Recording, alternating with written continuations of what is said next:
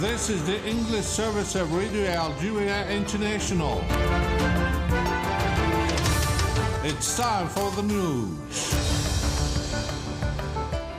The national meeting on the prospects for investment in strategic crops and development of local breeds has kicked off in Nama under the patronage of the President of the Republic, Abdelmajid Tebboune. And instructed by the President of the Republic, the Minister of Foreign Affairs, ethe, has arrived in Seoul, South Korea, to take part in the ministerial preparatory meeting for the Africa-Korea Summit, scheduled for the 4th and 5th of June. And the world is celebrating today the International Children's Day amid major crises affecting children and preventing them from having a safe and healthy childhood. And the World Food Programme country director in Palestine has stressed that the life in Gaza became apocalyptic in various areas in the south of the Gaza Strip. And those were the major developments. Now the Food News edition. Good afternoon. The national meeting on the prospects for investment in strategic crops and development of local breeds has kicked off in Nama province under the patronage of the President of the Republic, Abdelmajid Tebboune, to highlight the province's agricultural and economic assets and potential. The event, organized by the province of Nama under the aegis of the Ministries of Agriculture and the Interior and entitled the Nama Promise and Prospects for Investing in Strategic Agriculture and Developing Local Breeds, was opened by the Minister of Agriculture and Rural Development, Youssef Sharfa. The event was attended by several ministers, governors, as well as members of both chambers of parliament. Heads of the number of companies and public bodies, representatives of employers, organizations, and farmers have attended. The meeting aimed to highlight the assets and agricultural and economic potential of the province of Nama, as well as the promising prospects for agricultural investment in strategic crops and red meat through the development of sheep breeding. And speaking at the event, officials from the Ministry of Agriculture and Rural Development and teachers from the Higher Agricultural School in Al-Harash discussed agricultural investment opportunities in Nama, sustainable cereal growing, and the prospects for sustainable agricultural and pastoral development. Instructed by the President of the Republic, Abdelmajid Tebboune, the Minister of Foreign Affairs and National Community Abroad, ethe, has arrived in Seoul, South Korea, to take part in the ministerial preparatory meeting for the Africa-Korea Summit, scheduled for the 4th and 5th of June.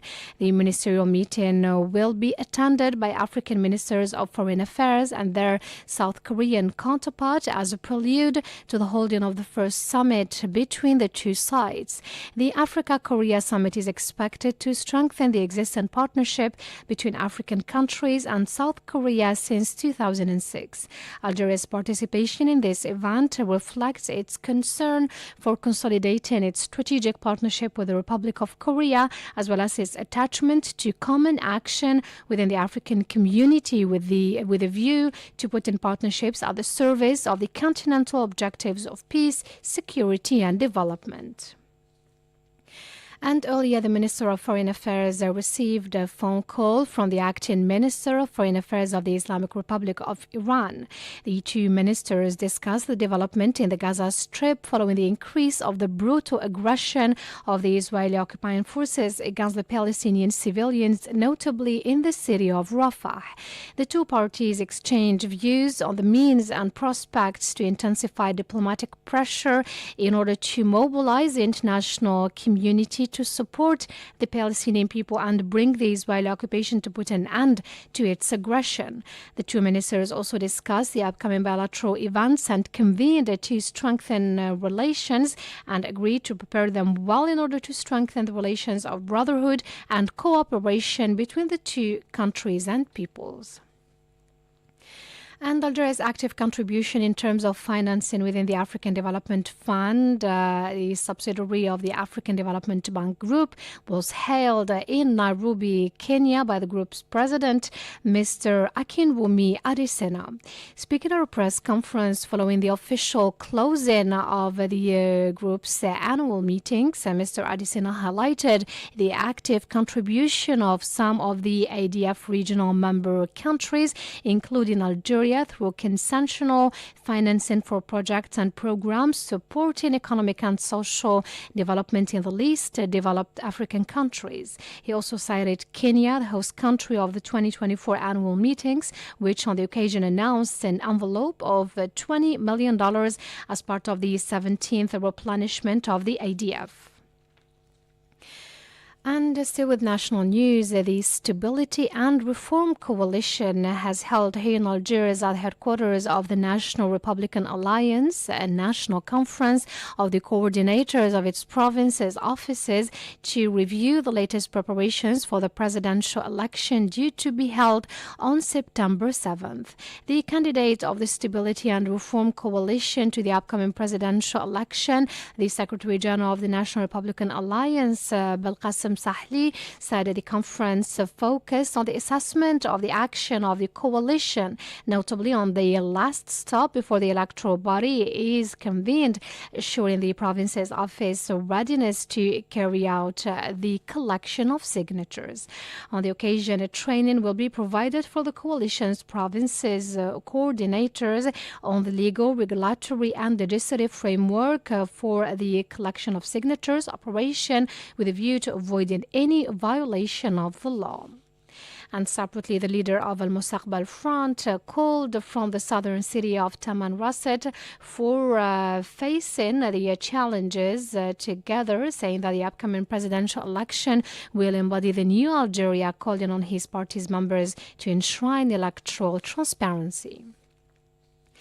And as said before in our top stories, the world is celebrating today the International Children's Day amid major crises affecting children and preventing them from having a safe and healthy childhood. And in a celebration held on the occasion of the International Children's Day here in Algiers, the Palestinian ambassador to Algiers shed light on the suffering of the Palestinian children targeted daily by the Israeli war machine. He added that this year's celebration of Children's Day comes as a wake-up call for the international community to denounce the atrocities lived by the Palestinian children. And the death toll arising from the Israeli genocidal aggression on the blockaded Gaza Strip reached 36,379 people.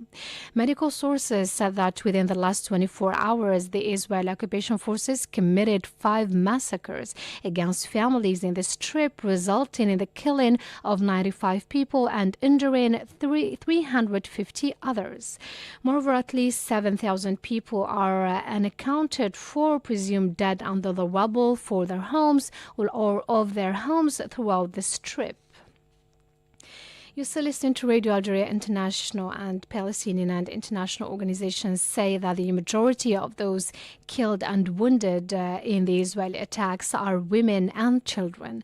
The Israeli aggression has also resulted in the forceful displacement of nearly 2 million people from all over the Gaza Strip, with the vast majority of the displaced forced into the densely crowded southern city of Rafah. The representative of the Hamas resistance movement in Algeria, Youssef Hamdan, said that Hamas regards the U.S. President Joe Biden's ceasefire proposal positively, raising hopes of a halt to the Israeli genocide in Gaza. Our movement looks positively at what came in Biden's speech this evening, including his call for a permanent ceasefire, the withdrawal of the occupation forces from the Gaza Strip, the reconstruction of the exchange of prisoners. We consider that this American stance and the international scene's conviction of the necessity of putting an end to the war in Gaza as a result of the steadfastness of our struggling people and their valiant resistance. The movement government reiterates the readiness to deal positively and constructively with any proposal based on, first, a permanent ceasefire and complete withdrawal from the Gaza Strip, the reconstruction and the return of the displaced to all their places of residence, and then talk about an earnest exchange deal of prisoners if the occupation declares openly its commitment to these aforementioned points.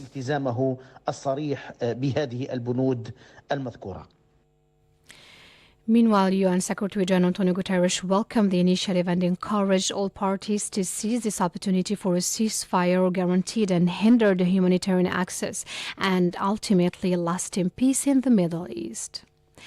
The World Health Organization's Assembly has passed a draft resolution expanding Palestine's rights and privileges in the agency, and Miriam Bershi has the details. The WHO Assembly adopted the draft resolution on aligning the participation of Palestine in the World Health Organization with its participation in the United Nations by a vote of 101 in favor, 5 against and 21 abstaining.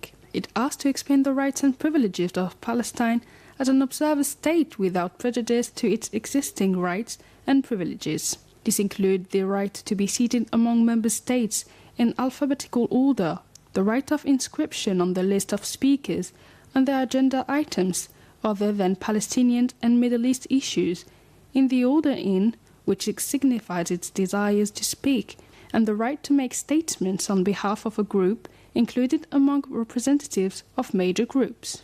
They also include the right to submit proposals and amendments and introduce them, including orally, and on behalf of a group, the right to co-sponsor proposals and amendments, including on behalf of a group, the right to make explanations of vote on behalf of the state members of a group, the right of reply regarding positions of a group, the right to raise procedural motions, and the right to propose items to be included in the provisional agenda of the regular or special sessions.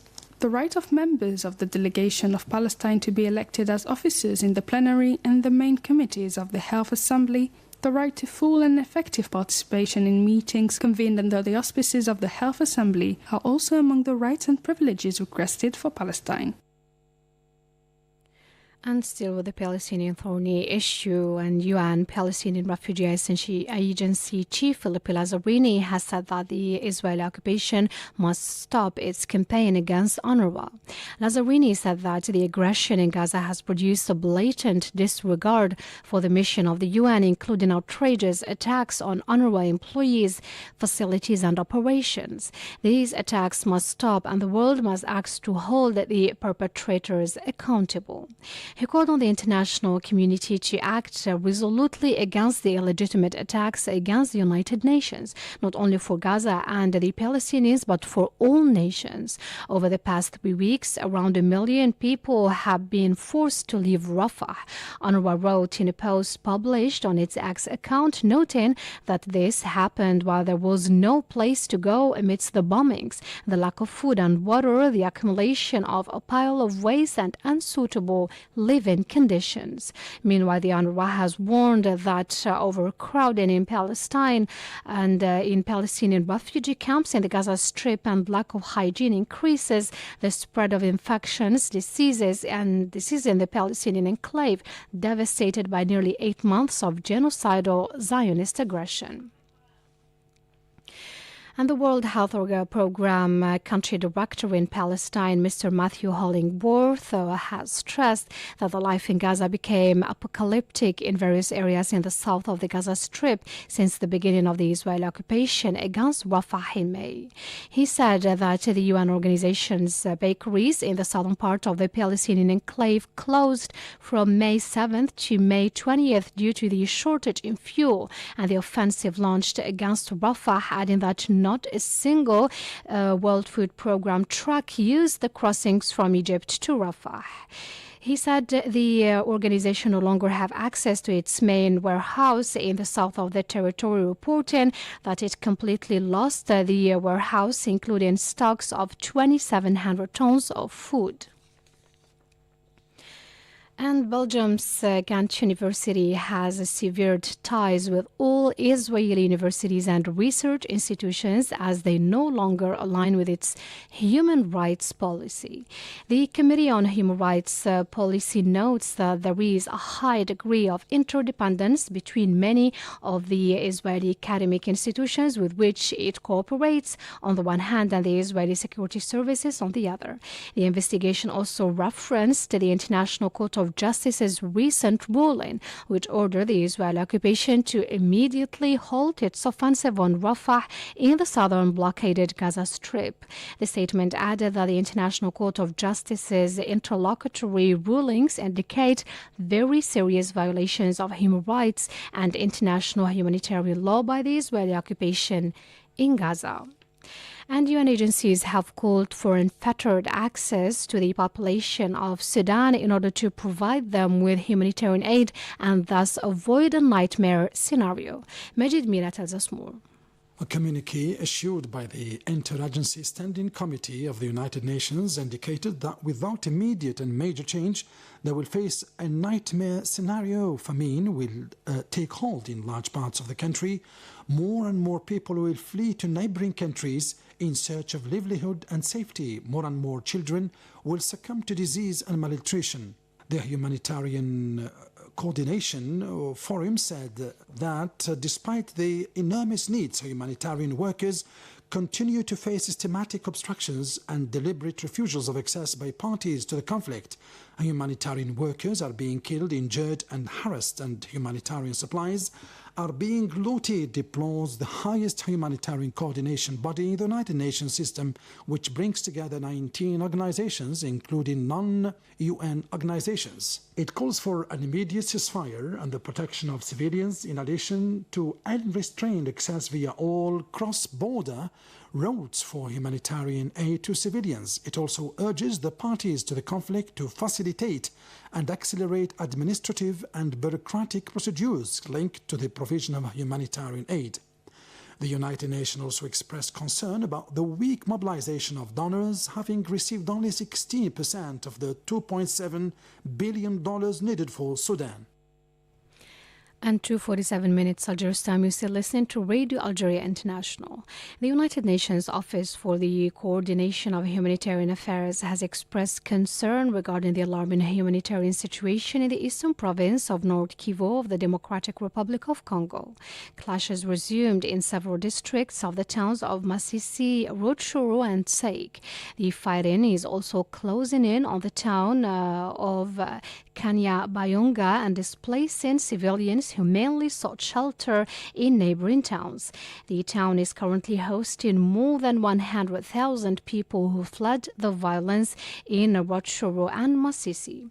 The humanitarian operation in the town were suspended and at least 48,000 people were deprived of assistance over the past week.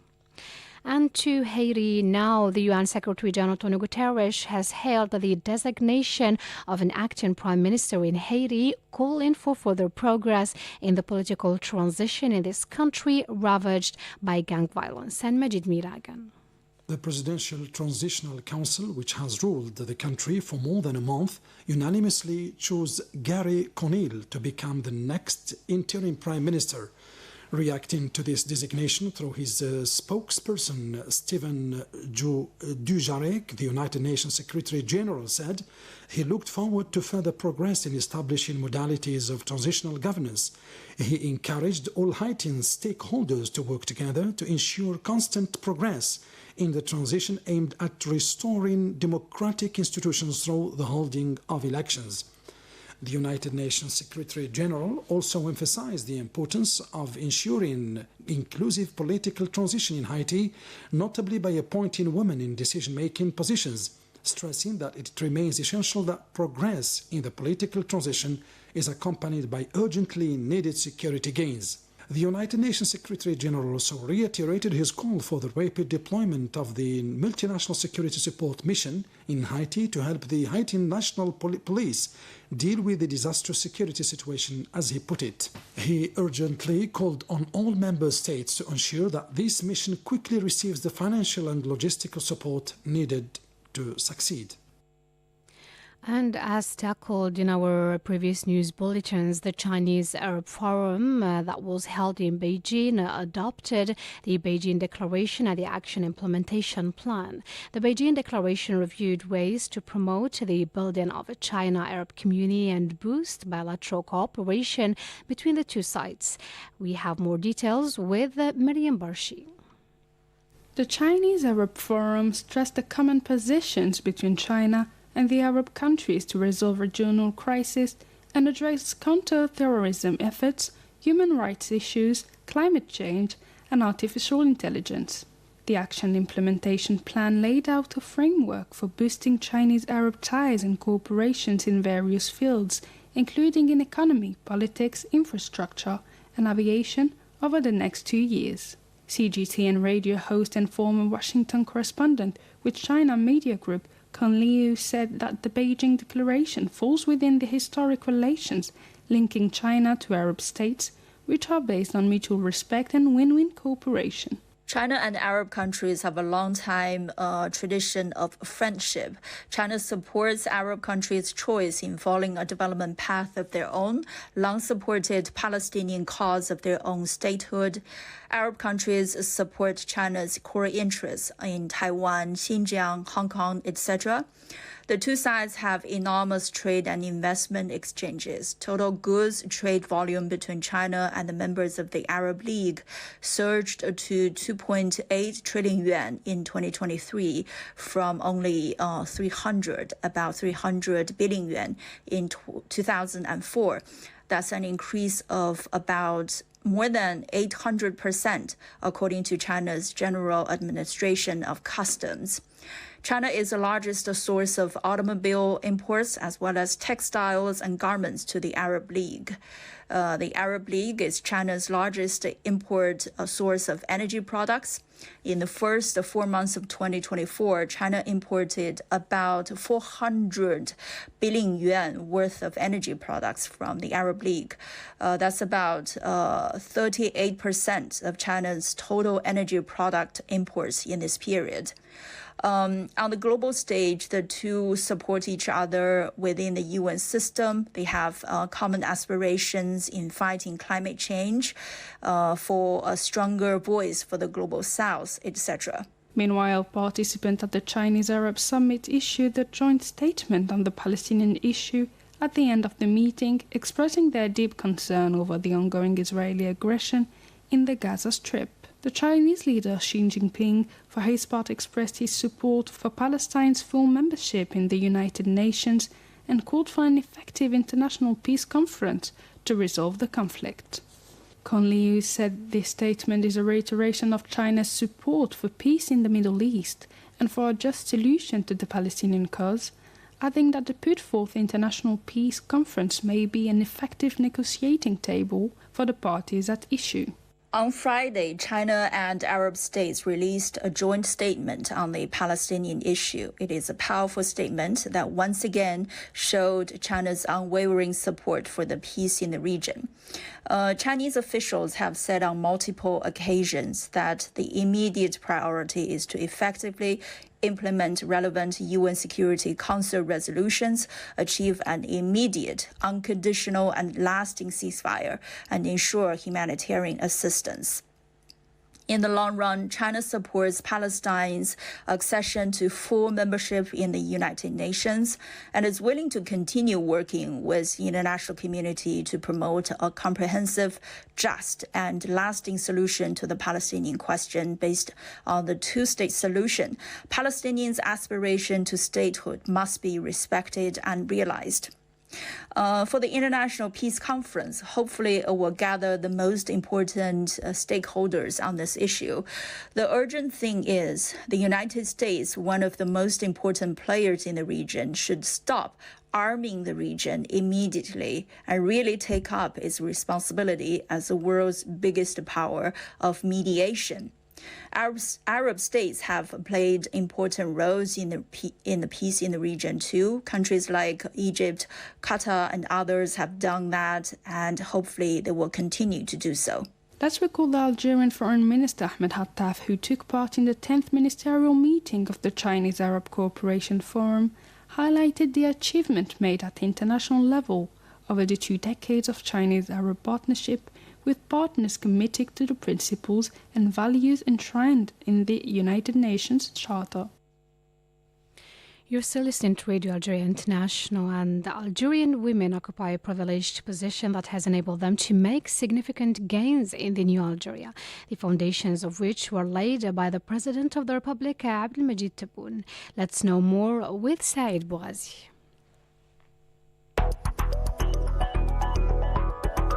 Algerian women are now an integral part of the process of building the new Algeria, underpinned by investment in human capital, competence, excellence, and the promotion of transparency and work free from all forms of corruption. This is a new era in which only the supreme interests of Algeria will take precedence, as the President of the Republic has already emphasized, affirming that Algeria has enshrined equal opportunities and parity in its legislation, and that women share with men the values of citizenship, rights, and duties. While pledging to give women their rightful place by empowering them, the President of the Republic has placed women's and family issues at the heart of the government's concerns. Moreover, constitutional principles have enshrined parity and women's political rights by ensuring their representation in elected assemblies and bodies. Equality in terms of political rights translates into the participation of women in public life through various mechanisms enabling them to take decisions and contribute to the development of public policies. The law also guarantees women's and men's access to senior state functions, as demonstrated by the ministerial portfolios entrusted to women and the other senior posts they hold, in addition to their remarkable presence in the 2 chambers of parliament and the elected assemblies. Women also play an important role in the judiciary, accounting for 48% of the total number of magistrates. They are strongly represented in administrative justice and specialized commercial courts, as well as holding senior positions in the central administration. In recent years, there has been an exceptional increase in the number of women entrepreneurs. This positive trend can be explained by the creation of a number of measures by the state to create micro businesses and strengthen the spirit of entrepreneurship among women, as well as to empower women economically, involve them in the national development process, and encourage them to embark on entrepreneurship. This favorable environment has enabled Algerian women to enter fields and specialties that were until recently monopolized by men. In addition, thanks to the commitment of the High Command of the National People's Army (ANP) to promoting the role of women in all military fields, women have shone brightly and achieved remarkable results in operational, sporting, and technological areas. The armed forces have been strengthened by the addition of women fighter pilots and paratroopers.